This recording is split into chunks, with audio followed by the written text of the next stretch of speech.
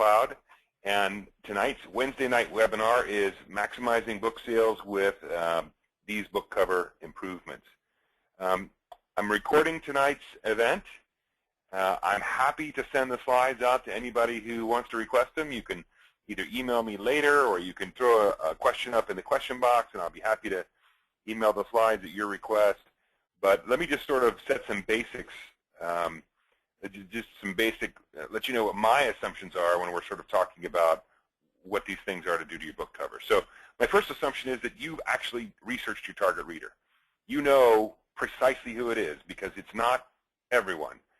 Even if you think it's everyone, it's not everyone. It's a very specific core audience of people. They're going to get excited about your book. They're going to recommend it to others, and that's your initial target market. You've researched your genre, so you know the kinds of images and tones and themes and trim size and all of those great things about your competitors' books in your genre or your subject category if you're writing nonfiction. And so, you know, I don't have to tell you how important that is. You're going to take that knowledge into the evaluation that we're going to do on some book covers tonight. You either have or you are creating a cover. You're planning or working with a professional, or you're planning on it, and you may not be. I'm actually going to ask a survey about that later, because I think it's important to know from our attendees who is and isn't. And of course, everything I say tonight will be relevant to a fiction or a nonfiction book. So just to get us warmed up, I'm going to go ahead and fire up poll number 1. You should see a poll on your screen in just a moment. If you just take a moment and let me tell me if you would, where are you sitting right now? Eastern, Central, Pacific, Mountain. I even had some people click other the other day. So take a moment and vote for me. And once I think that we've got everyone who's going to vote having voted, I'll close it and then I'll share it. All right, I'll give it 5 more seconds for one more click. I close it. I'll share it. So this is how our polls look tonight. So you'll vote, and I'll show you the results. A couple of the polls are for us to help us figure out how to do these better, but some of the other polls are instead for you to see kind of what are your peers doing out there in the marketplace. So I'm going to hide that and jump into the next slide. And of course, you know, I want this to be interactive, right? So William Toth has already figured out how to throw a question up in the question box.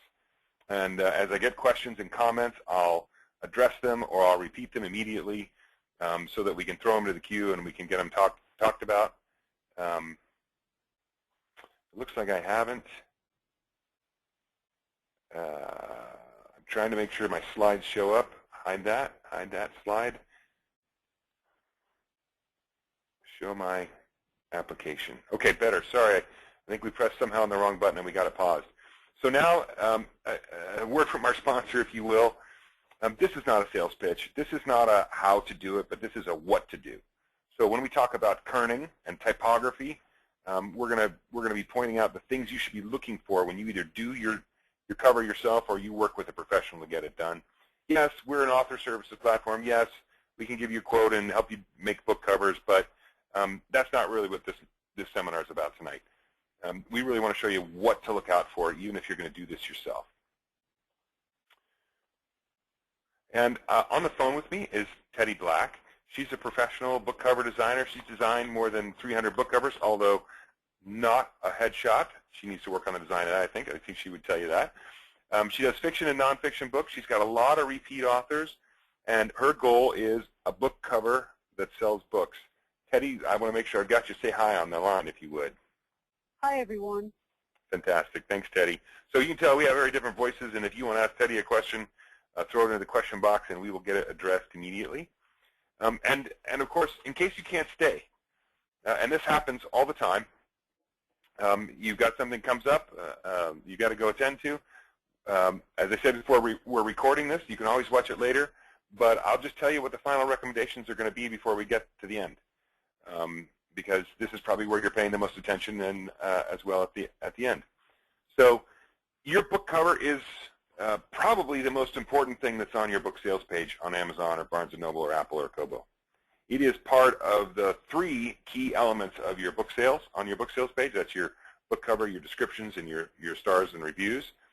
But it is the key one. It's the first step, and we'll talk about consumer behavior in just a minute. You've got some goals for your book cover, and I've talked about them in some of our other seminars. But essentially, if you're a fiction writer, you're trying to capture their eye with an arresting image. You want to confirm what genre you're writing in and convey the professionalism on the outside of your book that you put on the inside. And of course, if you're writing nonfiction, make sure you put your promise on your book.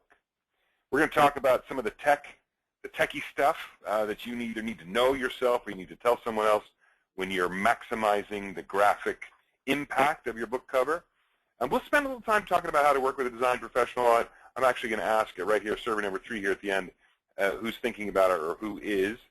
Teddi was telling me just before the call started that actually most of her clients come from people who started, say, at the free CreateSpace cover designer and then decided that that wasn't working well enough for them and they wanted something a little snappier. We'll talk about making sure you're targeting your audience, adults, teens, kids, and the subsets. And, of course, we'll also take a quick detour onto the back cover and all of those elements that you really should have to make a good, impactful back cover to your print book. So let me just launch survey number 3 real quick. I am very curious about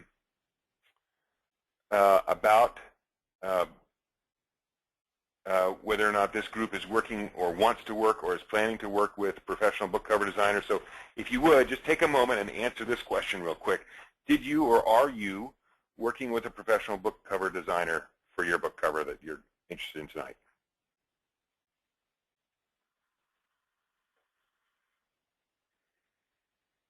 I think there might be one more vote out there. We've got almost everyone's voted. I'll give you 5 more seconds to click a button, and then I'll close it out and share it.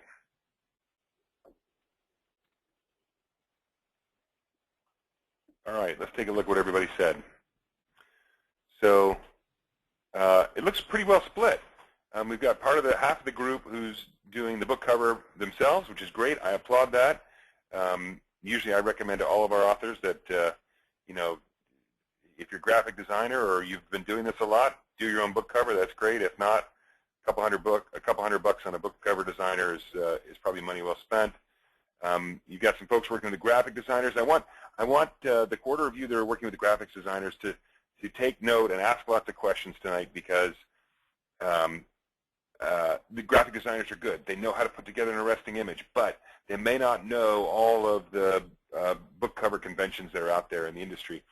And then we've got at least another quarter of the group who are planning on doing this with a professional. So with that, sort of let's talk about why this all matters. What's the point of, there we go, what's the point of doing this?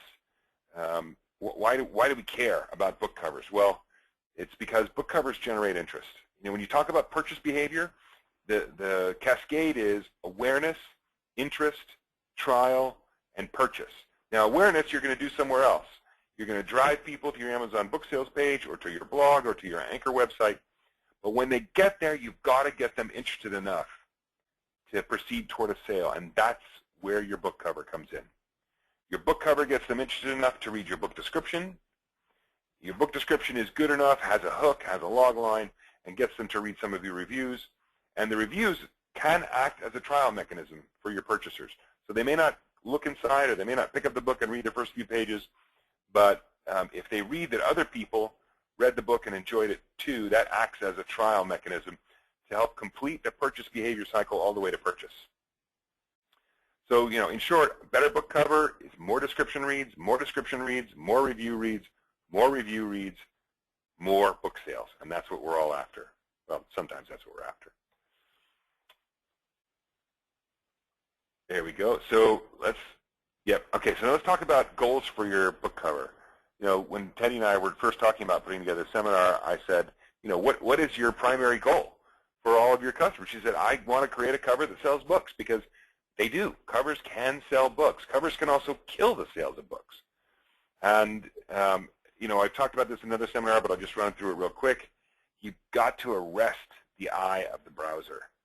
You've got to get something up there that looks good, has good composition, is striking, is in your genre, and essentially says to the reader, hey, I did a professional job on this book. Look, I even put a professional wrapper on it. This is good. You should buy it now. You're really going to enjoy it. And in fact, there are more than a few studies that show that if you set the expectations on the outside of your book that it was professionally produced and that this is a good book. Maybe you've got some blurbs even, and we'll take a look at that on some of our print books examples that we've got in the presentation. You can actually cause your reviews to be better than they might have otherwise been.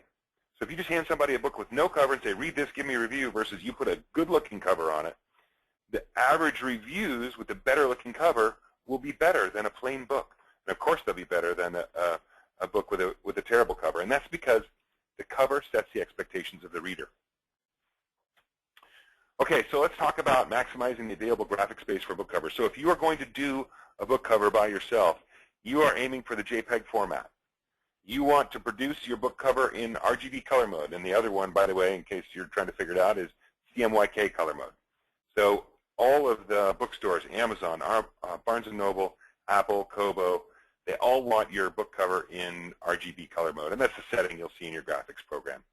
Make sure you design a color cover.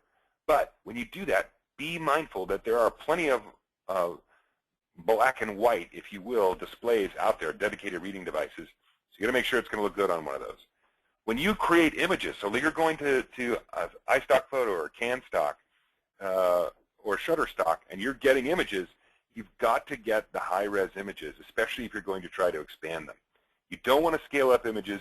72 dots per inch or better on all of your images is absolutely critical. And then Teddy's probably laughing. She sees my golden triangle. It's actually not a golden triangle. Sorry, that's a golden rectangle. And roughly, your pixel dimension of the image that you're creating for your cover is 1,563 by 2,500 pixels. That's roughly a golden rectangle. That's what the image there is on the right. And that's what's recommended for all of your channels. Beware of white backgrounds. White backgrounds will bleed onto the rest of the store on Amazon, so you need to use a frame. I'll show you an example of that. Shoot for a cover that's 5 megabytes or less, although you don't want it to be small.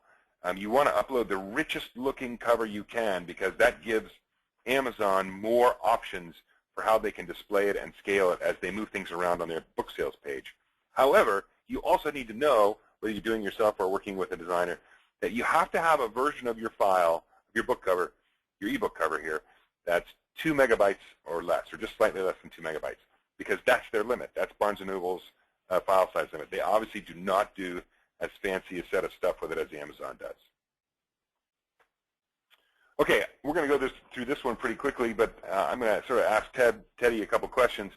So, Teddy, how much time do you spend on average creating a book when you contract with someone to do a book cover design? It usually takes about 2 weeks and approximately 8 to 10 hours. Okay, and so the area where you are adding the most value is in searching for images? Is it composing? Is it working your Photoshop magic? What's the stuff where you feel like you're adding the absolute best value for the customer? I do spend a lot of time searching for images, trying to find the right images. The design time, really, if we get the right image, it doesn't take too long. Get good communication with the author, we can knock it out pretty quick. So if an author comes to you and they already went to iStock Photo, to iStock or Shutterstock or CanStock, and they found a bunch of images, they said, hey, these are the kinds of images that I want to see on my book cover. Does that save you time and let you spend time on other items? Oh, absolutely. They've saved me a bunch of time, and I can focus more on designing. Excellent. So William Toth asks, do you have a program that you recommend that does good graphics for book covers? What do you use? What's the tool that you use when you're creating the book cover? I use Adobe Photoshop. That's pretty standard. Some designers use Illustrator. Yeah, Photoshop's pretty expensive, isn't it? Yes. I think Photoshop runs about $1,000. Yeah, I have not taken the time to learn it because I've never planned on spending the $1,000 for it. But I do understand it's a super powerful, fantastic program. And I agree with you. This is most of the designers we talk to all say the same thing. Illustrator, Photoshop, just depends on which one you're familiar with. Which leads me to another point for our audience, which is when you are if and when you decide to engage with a professional to do this, make sure you agree up front on, are you going to show me 3 comps and I get to pick one and then we get to work on it from there and you give me 2 more revisions and then we're done, and do I own all the images and the files, and are you going to give me layered PSTs? Make sure you go through all of that with your provider if you use one, because that way everyone's expectations are set up front. And if you're not familiar with how to get a 3D version of your book or what a layered PSD is, you can either throw me a question in the question box or look those up in Google. They're easy to figure out. Okay, so let's talk about the process of actually refining a book cover. So I believe, Teddy, this is one that you did. This is an author by the name of Paul Thomas. So he came to you and he gave you a brief. Did he tell you a lot, or did he make you work pretty hard on getting it figured out? Paul basically said that he wanted a design that was modern and clear and fresh, and he was pretty specific. He wanted it gender neutral. The first 2 images I created for him focused mainly on the web, on internet. And then the third one, I kind of went out on a limb and did my own thing. He wasn't exactly sold on the image with the man on the laptop because, like I said, he wanted it gender neutral. But I told him that I really thought it was an effective cover because it went well with the title, and the man looked like he was happy and really enjoying what he was doing, and I think that most people would pick up that kind of a book. All right, let's take. He eventually. Yeah, go ahead. He agreed. Yeah, he liked it. He decided that was the way to go, and so we moved on from that image. But I should say before I go on that whenever I do start designing, I always use a small thumbnail image at first, and they usually have the watermark on. And once the author decides which direction he wants to go, then I purchase the image, and then they're very high resolution from that point on. Yep, and we can see that when we flip to the next slide. We can absolutely see that you've got the clear, very clear image of the laptop computer user.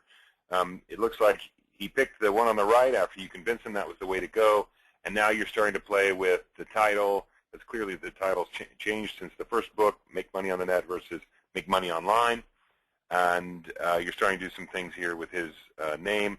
So then it looks like you went through another round of composites for him to take a look at, and then you settled on this one. Was he happy with this? He was very happy with it, very happy. Now, tell me about the drop shadows you're using over the solid backgrounds. Is that, do you advise that? It gives it a little bit of texture. It gives the book cover a little bit of texture, but you obviously didn't do it on all of them. No.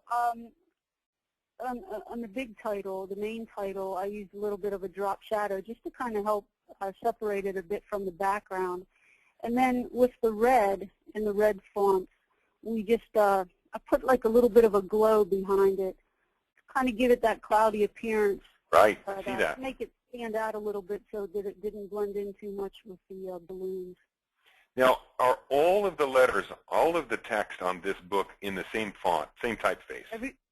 Right, everything is the same typeface. The little, what do you call it, the blurb at the bottom is, I believe that's in italics, and that's usually what you do.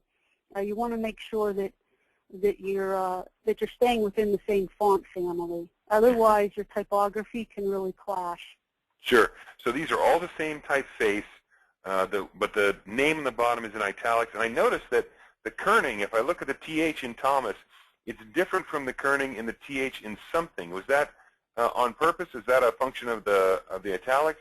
Tell us a little bit about what kerning is and why you made that choice. Well, it's spacing between the letters, and sometimes the spacing is uneven, and when that happens, the designer will go in and just manually try to fix that. That I don't really know. It maybe should have been fixed. It might have been because we made it bold. Okay. Okay, great.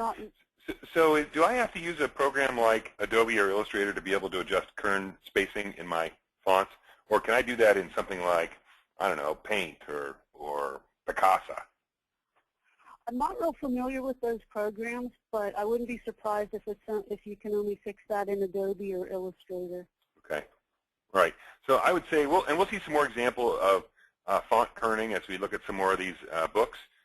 So let's look at this project, Slouching to Bethlehem, for Martin Crowe, another one of your projects. It looks like he came to you and said, I'm just guessing, he said, hey, this is a horror book, because these are kind of horror. This is a horror genre, I can tell. It looks like, maybe not, that you could have a thriller genre on the far right, but the evil guy on the left makes me think horror. It was basically evil comes to a small town, and he kind of had a vision of having a man walking down a road toward a small town. I decided to put these evil-looking eyes up at the top to kind of give it some more mood.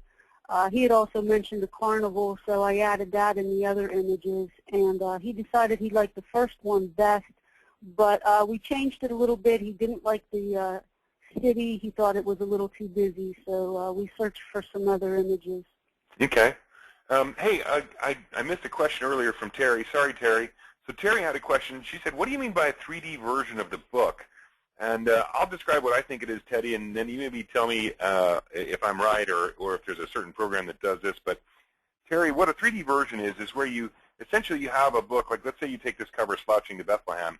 You rotate the cover away from you, you stand it up, you open the book a little bit, you show the spine, and your perspective is looking sort of down on a book that's sort of standing up on your desk. And you do that so that maybe on your website, it makes your book look real, if you will. Terry, I'm sorry, Teddy, am I getting that right? And is there a certain program I can use once I have a JPEG image, or is that something specific you get out of Illustrator or Photoshop? No, you're absolutely right. That's what it is.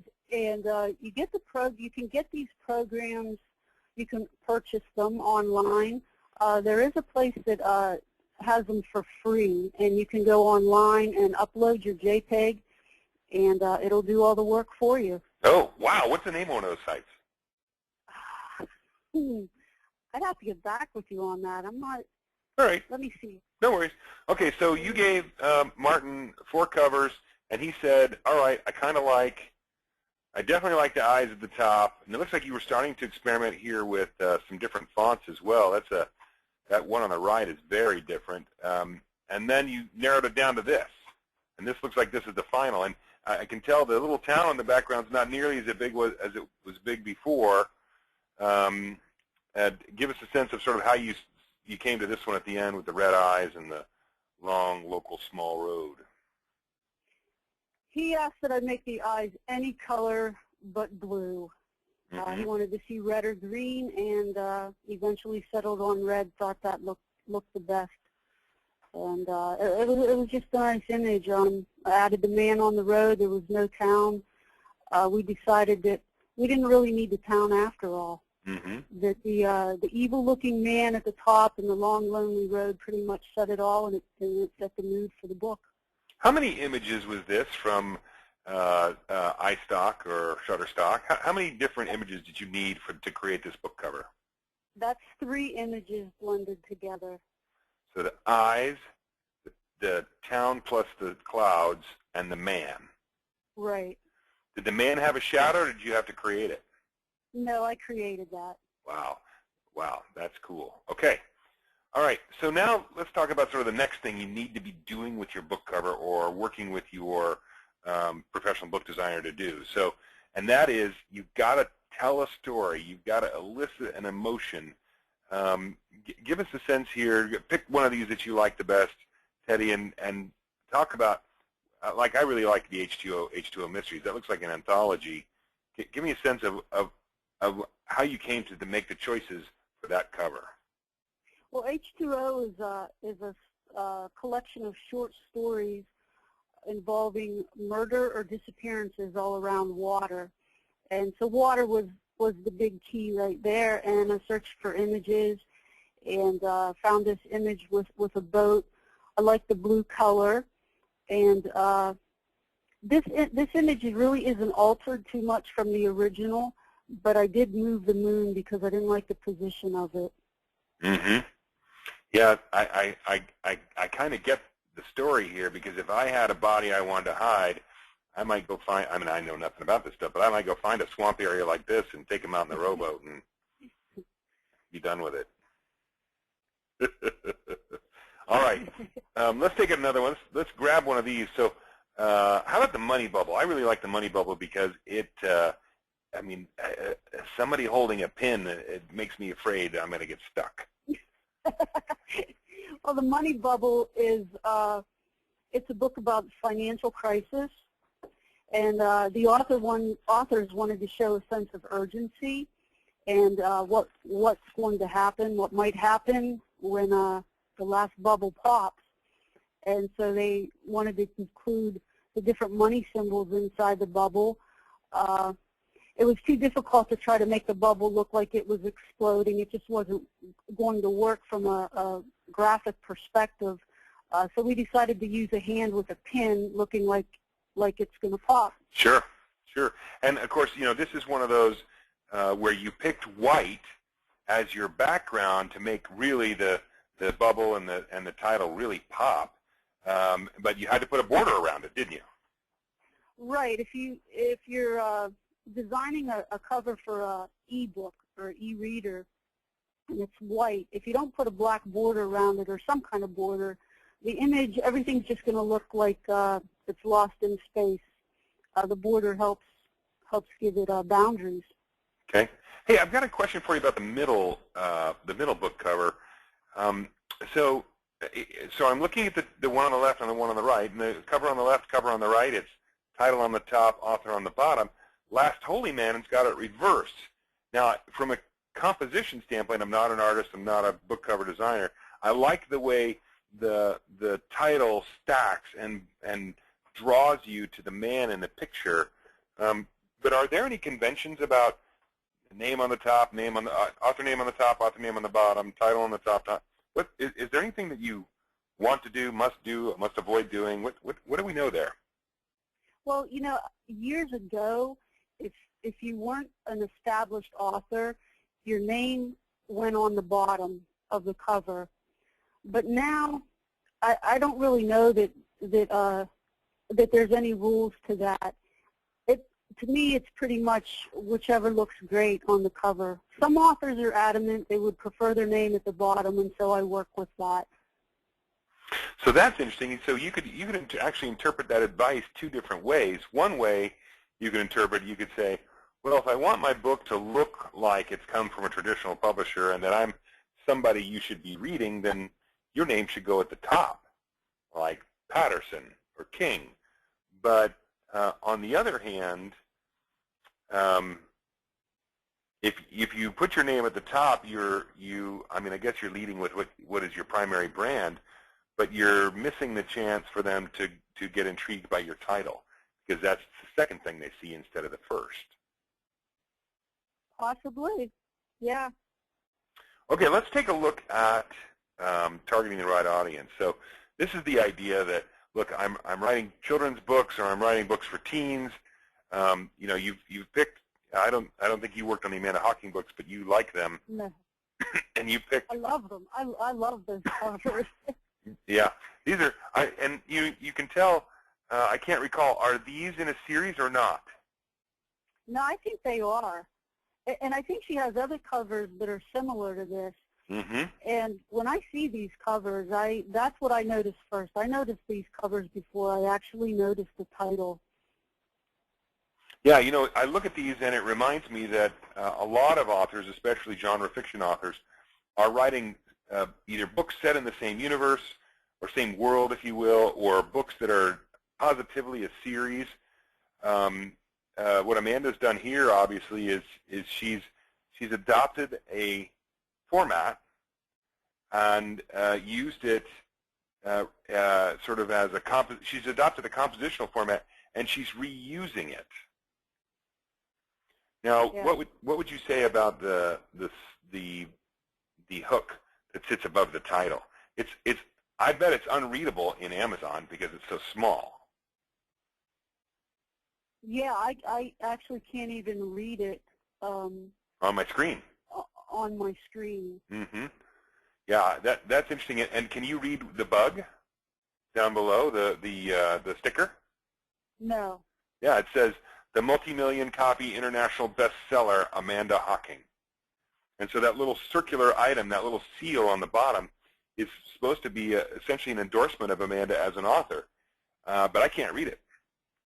And in Amazon. And most likely these book covers were designed more for print than an e-reader.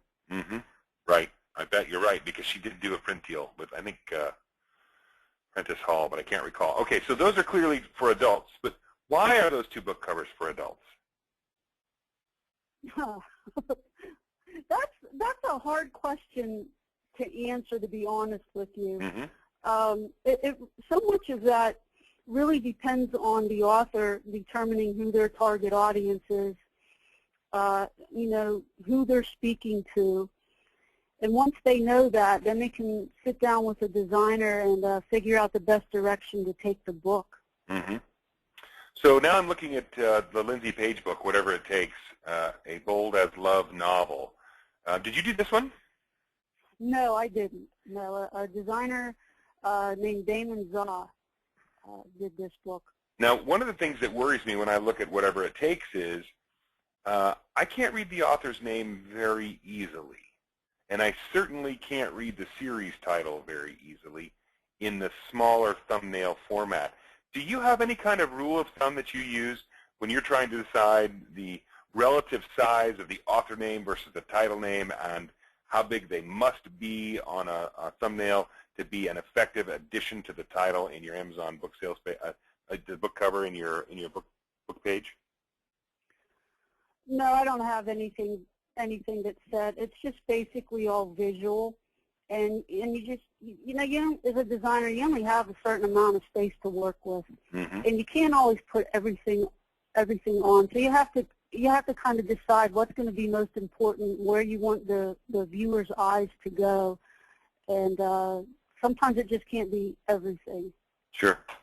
So I'm looking at Thistledown, the Susan Dexter book. Is this more for? Is this one targeted more at teenagers, maybe even teenage girls? Yes, absolutely. Most of Susan's books are geared toward teen girls. Yep, a unicorn would be my first guess. It's probably a fantasy book. Right. Okay, a white unicorn, perfect. Okay, now let's talk a little bit more about typography. We talked about kerning before, and here are 2 examples. I think you told me earlier that this is a book that was brought to you by an author. The one on the right was brought to you by an author, and she wanted you to fix it. What didn't she like about it, and what did you have to address? Well, I think after she got it designed, she realized that the spacing, there was uneven spacing between the letters. She didn't really want me to change it too much, so I tried to match the font as best I could and take care of the spacing between the letters, which is kerning, which we talked about earlier. Also, the previous designer, beveled and embossed the font, and it's really not necessary on this type of cover. In fact, few people even bevel and emboss anymore. It's kind of outdated, and if you're an amateur, I really wouldn't recommend trying to bevel and emboss. I would just leave it to a professional designer. I've designed over 300 covers, and I only beveled and embossed one font, one typeface, and that was White Horse Peak. And I see that when one of the other changes you made here is you made the author's name more prevalent on the bottom. In the first book on the right, you can hardly see Barb's name, but on the second book, not only did you make the font bigger, and it looks like you also fixed some of the kerning between the E and the L, but you also gave it, what did you call that to the background? You put a glow behind it. I put a glow behind her name. I actually had to extend the tablecloth a little bit where her name is. That's why the previous book, her name was so small, because there really wasn't any place to put it. If you made her name any bigger, it was going to cover up the donut. So I had to extend the tablecloth so that I could make her name a little bit bigger. Yeah, that's interesting. You had to bunch up the title a little bit and even move the subtitle up a little bit. But then you let the quotes, which actually aren't blurbs, but they might pass for blurbs, float down a little and compact. Right. Right. Okay.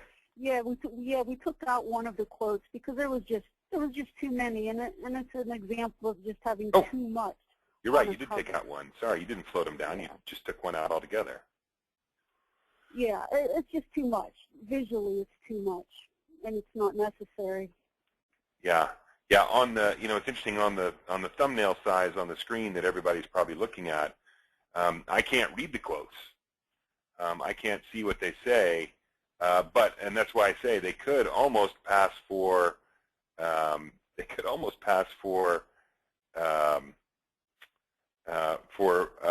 blurb by another author or a recommendation. Hey, we've got a question here by William Taub that says, average cost again for a professionally done cover. Terry, what does it cost to get a cover done? Well, a good cover design can go anywhere from approximately $150 to $395.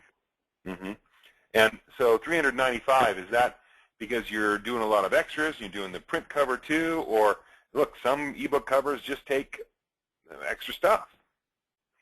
I personally have never charged that much for a book cover. I charge anywhere from $135 to $175 a cover, and a lot of it just depends on how many images that we're using. Right. So let's talk about that for a second. So here, although these are typography examples, and we can talk about those. An end to the means. So how many images did you have to put together for this cover for J.C. Leland? I didn't do an end to the means. So let's go back then and take a look at Slouching to Bethlehem. Let's see, did we say that this was 3 images? That was 3 images, yeah. Right. And you had to modify the silhouette of the person to add a shadow to match what the sunlight's doing in front of them. Right, and I had to blend the man at the top. I had to blend the bottom part of his face out, and I had to add in some clouds to sort of help it match a little bit at the bottom and help the name stand out a little bit. Well, it's almost, when I look at it, that gap, and maybe you did this on purpose and I'm just a little slow, but that gap between the upper cloud bank and the lower cloud bank almost looks like this weird gaping mouth of this evil guy with eyes, making it even creepier. Like he's going to eat the guy on the road. That's a bad thing. Oh my goodness. All right, sorry, I digress. So let's go back and look at an end to the means. So I'm sure now sort of everyone who's following this along can see pretty obviously that the E and the A in means, right? They should be gapped, and they're not. And the L and the A in Leland, they're stuck together and they shouldn't be. So this ability to control your fonts is pretty important. Tell us a little bit about date or weight. You've got a lot of different text going on here, but it looks like it hangs together well. Right. I mean, you can tell that this book, Date or Weight, was designed by a professional who really has a command of typography and color, and just did a. Are you still there? I am. You dropped out for a moment, but I am still here. Okay. Yeah. Yeah. That's all right. Go ahead. I'll pop to the next slide. Okay, so let's take a look at this next typography slide example. I want to point this one out because I see this a lot in authors who bring books to us. Looking at the book on the right, the bad book, right? The title of this book is a little hard to read.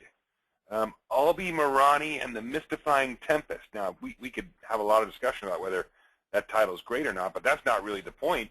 I can hardly read that title. Oh, yeah. Yeah, you can hardly read it at all. It suffers from a weak type and really just a poor choice of color for the title as well, and the background's just way too busy. And it's hard to even see what the image is. Yeah. And it's a shame because, an author spends a lot of time working on their book. You want a cover that's going to do it justice. Yeah, and that looks like a sort of a cursive style font to me. Is there a rule of thumb about cursive on book covers? Like, I don't know, never use it, or when is it good to use cursive? in an author name or in a book title? It really just depends. I mean, a lot of romance books will use a type of cursive font, but you have to be careful. I'll spend a long time searching for fonts to find the right one because they just don't always work well. The font needs to be legible and it needs to be clear. All right, fantastic. Okay, so I like the book on the left. It's a very clear, punched through font on the right kind of background. I've got the author's name at the top. It looks like at the bottom, that must be the series name, Carrie's Chronicle, or is that the subtitle, or both? No, I think it's probably a series title. Okay, and then the Will of the Gods is in the center, and it looks like the author asks you to really focus on will and gods. Yeah, I didn't design this cover either. A designer called Kit Foster, I believe, designed this one, and just did a nice job with using a minimal image, nice letters. He used what you call hierarchy, where he chose certain words to stand out, and that's will and gods that he made a little bit bigger, because he's directing your eyes. He's telling the viewer where to look. You know, I've been looking at this cover now probably over the course of our 2 seminars today for a few minutes. It just occurred to me what that tall Roman numeral I is in the bottom left. I think that might mean that this is the first book in that series. Yeah, I believe so. I meant to ask you earlier today why that was there, this sort of random white bar in the bottom left-hand corner, which conflicts with the series title. But that clearly must indicate that this is book 1 in the title. That's an interesting way to do it. It's almost too subtle to catch. It is an interesting way to do it, and I honestly never noticed it until you brought it up. Huh. Okay. But it's a different way of doing it. It is a different way of doing it. Okay. Excellent. So here's a couple other examples. Thrall. Did you do Thrall? No, I didn't do any of these. Yep. So I look at Thrall, and well, I like the title, and I like the arresting cover image. I'm very concerned that I have no idea what the author's name is. It's Jennifer Quintens, I think. That's right underneath the word Thrall, and then it says it on the bottom, of course, book 1 of the Daughters of the Eilif novels, but that's all lost. It's lost. Right, it's a light type on a light background. It is lost. And I mean, it's an attractive cover. I really like it a lot. I like the title. I like the colors that are used. The title jumps out at you, but you're right. The author's name and whatever's written at the bottom, it's all lost. The series, book 1 of the Daughters of the whatever. But on the right, the one on the right, they've clearly, the book cover designer has clearly used a light type on a dark background so that it pops. But what would you say about that? What they have trouble with the spacing again, and it's very uneven between the E and the I. And I have a feeling, I don't even think that could be fixed with kerning, because you can see at the bottom the letters are almost touching. I probably would have found a different font, or I would have maybe used lowercase letters. So font seems to be a really important subject. How do you, I mean, where do you get fonts? Where do you, I mean, are there free fonts? Do you have to go buy one and plug it into whatever graphics program you're using, or you just use whatever they've got in their text box, or how does that work? You can get fonts for free on a site called Font Squirrel, and I believe AZ Fonts offers them. And there's another place called thefont.com. Okay. You have to be careful with some of them, though, because you will run into those kind of problems. To get a really good font, you will pay for it, and they cost around $100. All right. And, of course, when you do a book cover, you're not charging them for the font because it's fonts you're already using. Right, exactly. Okay. So I think, did you do this cover for America Island? I did. So here we are on a print cover. Obviously, for those of you who haven't done this yet, this is if you lay out the book and the printer prints this and then wraps it around the book, the middle vertical element, of course, is the spine. So America Island, focusing now on the back cover. So we've got an about the author. We've got, you actually restate the title, okay, and then you've got the hook and the log line right here in the center. How do you feel about this back cover? What you got a lot of extra space. Is that were you holding room for the barcode and maybe a picture of Coach Collins? Yeah, we were actually, there's the space at the bottom is for the barcode. The author didn't want his image, and it's okay to have a little bit of space. You don't have to fill up every bit of space. It's effective. He gives the information on the back about what the book's about, and he has a bio, and there's room at the bottom for his barcode. Fantastic. Or even for a signature, or you could sign on the front. You know, do you ever have authors say, hey, I might be doing a book signing, so make sure there's a light space on the front of my cover where I could sign the front of the book, or does anybody ever think that's far ahead? I've never come across anybody who's asked for that. I think when they usually sign books, they usually sign on the inside. All right, fantastic. All right, let's take another one, look at another one. This is Gemini Rain, and I think you did this one as well. A little longer log line and hook on the back. It is, and it's very plain. And I have to say that although I designed this cover, it probably falls in the bad back cover design category. All right. It was one of the first ones that I ever designed, and I don't design them quite like this anymore. All right. The front cover's great. I love that, but I really think that the back is lacking. She was a new author, and I was a new book cover designer, and I would have liked to have pressed her for a bio and an image and just kind of dressed up the back a little bit. Now, one of the things I noticed in the difference between the two back cover examples is that the America Island is justified on both sides, but Gemini Rain is not. What's my standard here? Which style do I want of justification on the right? It's better to justify because it's easier to read. So like you did it on America Island? Right, right. Okay. Okay, great. Here's the money bubble. So here's the print version of the money bubble.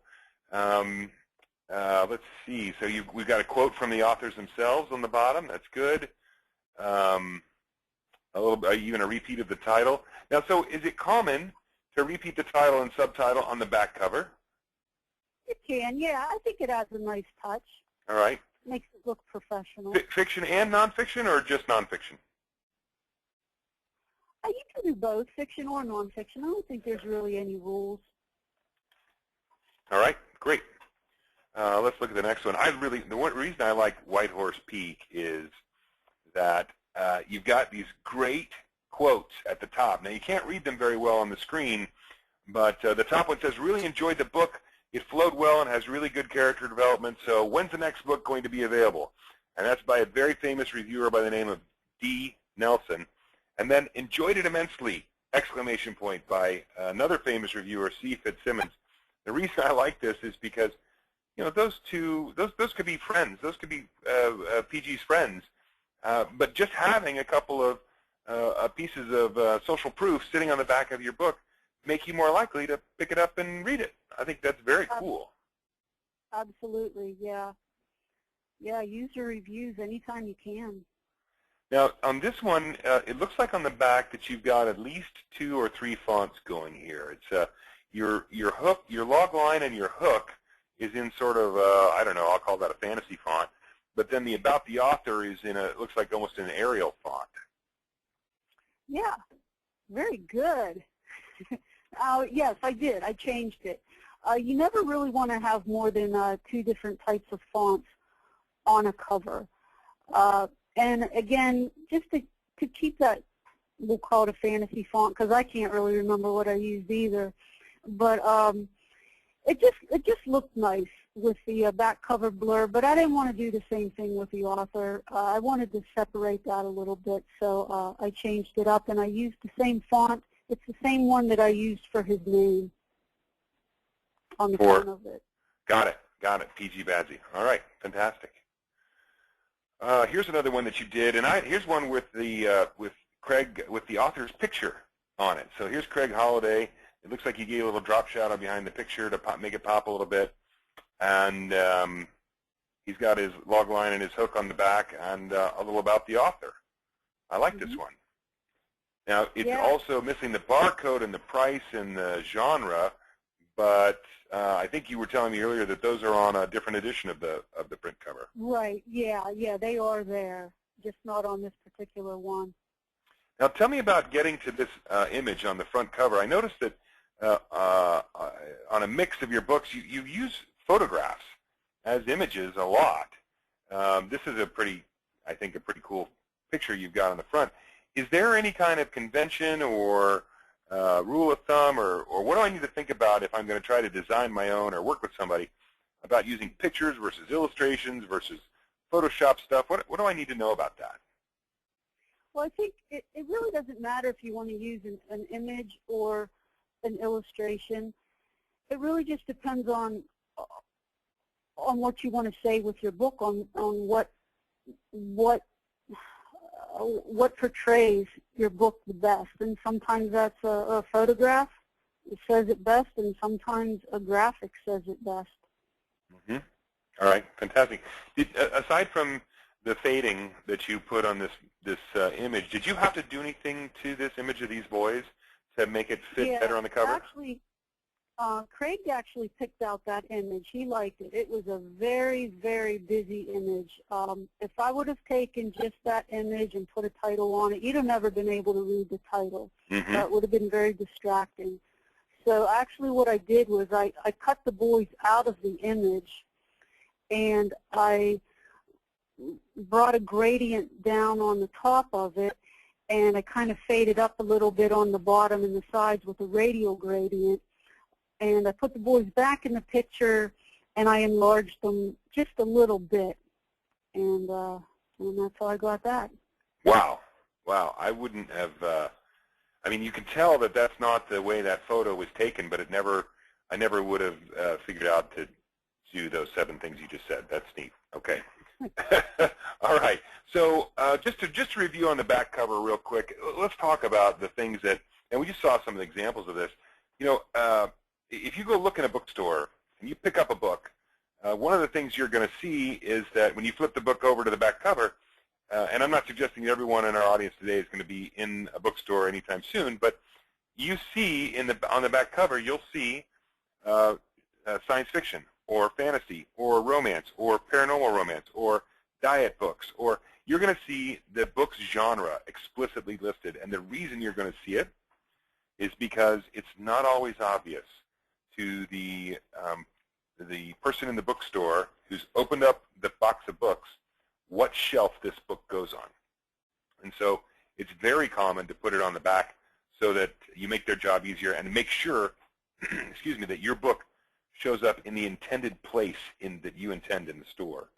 Also, having your ISBN and the correct format of your barcode is important, especially if you start getting, even if you start getting specialty store distribution.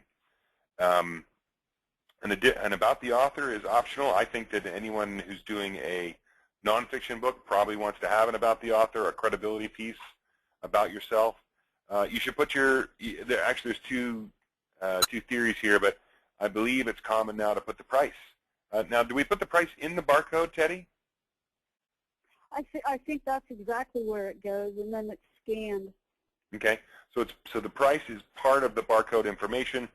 Blurbs, I think, are absolutely critical. You saw what P.G. Bradsey did. You know, he just had, I mean, those were probably Amazon reviews. Now, you got to get someone's permission to do that, but you know, having a couple blurbs speeds the trial process for people who have become interested in your book.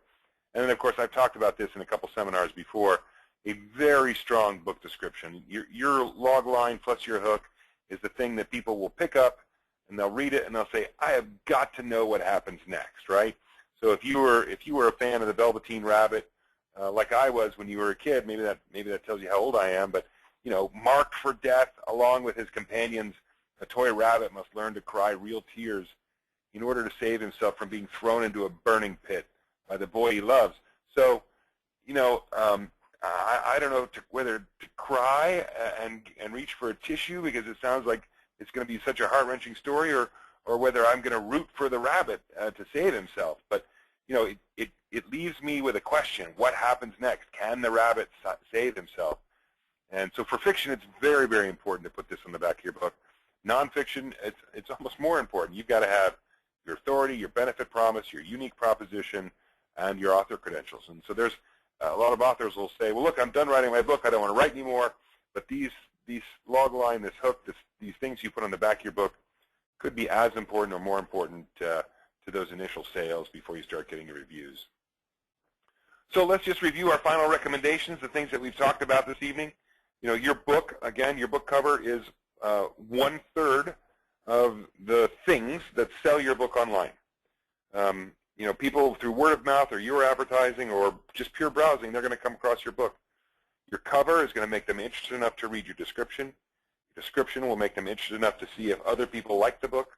And if enough other people like the book in the form of reviews and stars, they don't have to worry about the trial, and they can go right to the purchase. You've got some goals for your cover, you know, and essentially the key goal is stop the browser, stop the eye of the reader, and convince them that this is a professionally produced book. Convince them that it's been professionally edited. Convince them that they're going to enjoy it, and that others have as well. When you're creating your book cover, there's lots to know about composition and the golden rectangle, but the key here is maximize all those tools available for you. Give as rich an image as possible so that when you upload it and it gets morphed into other sizes and rearranged on the page, that it still looks good. If you're going to work with a design professional, and we encourage everyone to do that, it's just not that expensive. It's such a key element of your book sales. You know how to do it, and the key takeaway there is make sure that you're prepared. Make sure that you create, you know, what in the advertising industry they call a creative brief. Tell all of these book designers, here's what the book is about. Here's the hook. Here's my main character. Here's some book covers I like. Here's some images I think might work on my book cover. I've got a question here by William again. William Toth says, WaveCloud designs covers. Yes, we do. We're happy that we can get you connected with Teddi. We're happy. We've got other folks who do it as well. We've got a bunch of book covers out there and some really happy authors. And then, of course, when you're doing your book cover, make sure that you're targeting the right audience. Know what they expect by doing your genre research. Understand, you know, what are they looking for in a book cover, and use all those elements available to you on the back cover. You know, as Teddi said, you don't have to fill up all the space, but touch on all the pieces you do need to make it look as competitive and as professional as possible. Let's see, what is number 7? I do have a quick question about how you heard about today's webinar. I'm just going to ask you to pop one more survey here. I'm curious about how everybody got to us today, because we're trying to figure out how to get this word out to more people. If you just take a moment and vote for me and let me know how you heard about today. And then I would say, gosh, oh yeah, there, it's the email. Right? It looks like everybody heard via email. All right, so clearly I need to be doing some more marketing in some other pages. It's trying to load. It's trying to load the results of that. All right, it doesn't want to load that very well. That's all right. All right, so I'll just tell you, everyone said that they heard about it via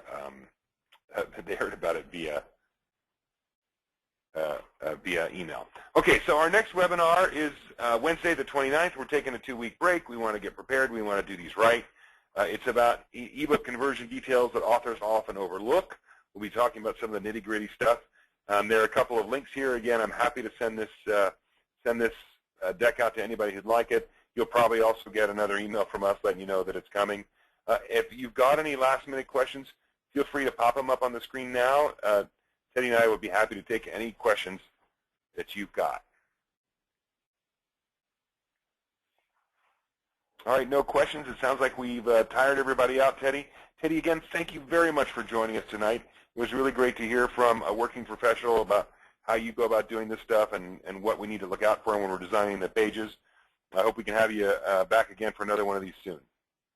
Well, thanks a lot, Bill. I really enjoyed it, and I hope the authors got a little bit of something out of it.